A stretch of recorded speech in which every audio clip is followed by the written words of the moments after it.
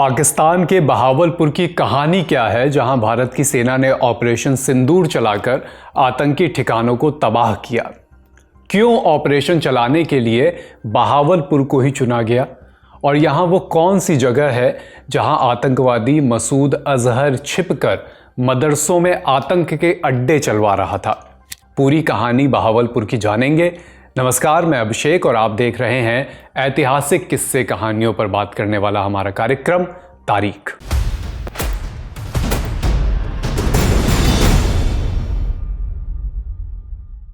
अब तक आप जान ही चुके होंगे कि 6-7 मई की दरमियानी रात इंडियन आर्मी ने पाकिस्तान और पाक ऑक्यूपाइड कश्मीर में बहावलपुर, कोटली, मुजफ्फराबाद समेत 9 जगहों पर मिसाइल अटैक किए। आतंकवादियों के ठिकानों को टारगेट किया। बहावलपुर पर अटैक का सीधा ताल्लुक था जैश-ए-मोहम्मद के चीफ मसूद अजहर पर, जो एक कुख्यात आतंकवादी है। यही वो जगह है जहां मसूद अजहर पैदा हुआ। यहीं से वो आतंक का बड़ा नेटवर्क ऑपरेट करता है। बहावलपुर पाकिस्तान के पंजाब प्रांत का एक शहर है। इसे 1748 में सिंध के दाऊद पोत्रा परिवार ने बनाया। ये शहर बहावलपुर की पूर्व रियासत की राजधानी थी, जिस पर 1955 तक नवाबों का शासन रहा।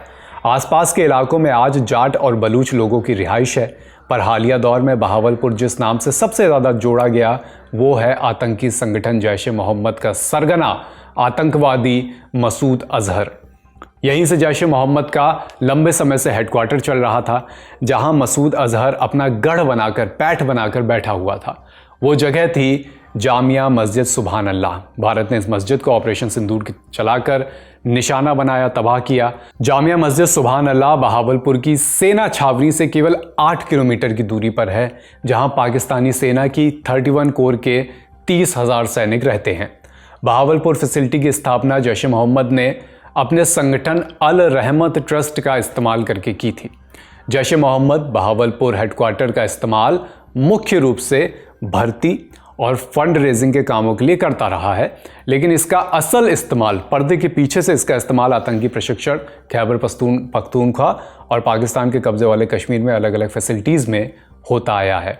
यानी पर्दे के पीछे से लगातार आतंकी संगठन यहाँ से अपने गुर्गों को प्रशिक्षित करने में, आतंकी गतिविधियों के लिए फंडिंग इकट्ठा करने में और ब्रेन वॉश करने में इस जगह का इस्तेमाल, खासकर इस मस्जिद का इस्तेमाल, इस मदरसे का इस्तेमाल लगातार करते आए हैं। इंटेल लैब के जियो इंटेलिजेंस रिसर्चर डेमियन सिमोन द्वारा इंडिया टुडे को उपलब्ध कराई गई सैटेलाइट तस्वीरों से बीते कुछ समय में पता चलता है कि जामिया मस्जिद सुभान अल्लाह का आकार बीते कुछ समय में दोगुना होकर 18 एकड़ से भी अधिक हो गया, जो 2011-12 में इसके निर्माण के बाद से इसके एक्चुअल शेप से करीब करीब दोगुना है। अपग्रेड कंपाउंड में कई नई इमारतें, एक मस्जिद और पशुओं के रहने उन्हें रखने के लिए अस्तबल भी शामिल था। साइमन ने इंडिया टुडे को बताया, फोटो का एनालिसिस करने से पता चलता है कि सुभान अल्लाह मस्जिद परिसर का पर्याप्त विस्तार इसलिए किया गया है ताकि यहाँ भारी भीड़ को एडजस्ट किया जा सके। अब थोड़ा इस मस्जिद का और बहावलपुर का इतिहास समझने के लिए 26 साल पीछे चलते हैं। साल 1999 में एयरक्राफ्ट IC-814 के हाईजैक के समय यात्रियों के बदले मसूद अजहर की रिहाई के बाद बहावलपुर जैश-ए-मोहम्मद आतंकी समूह का एक बड़ा गढ़, बड़ा सेंटर बन गया।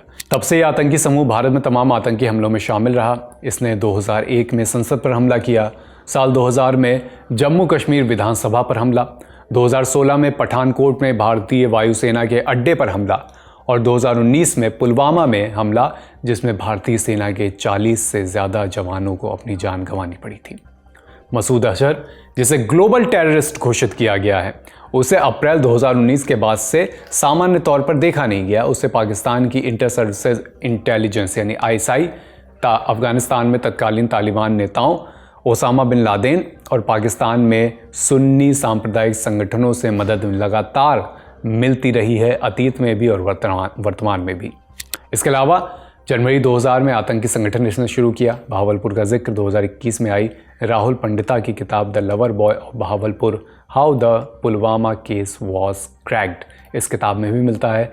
किताब में मसूद अजहर के भतीजे मोहम्मद उमर फारूक, जिसे quote and quote lover boy के तौर पर दर्शाया गया है इस किताब में, जो कि 2019 में हुआ पुलवामा आतंकी हमले का चीफ कॉन्स्पिरेटर था।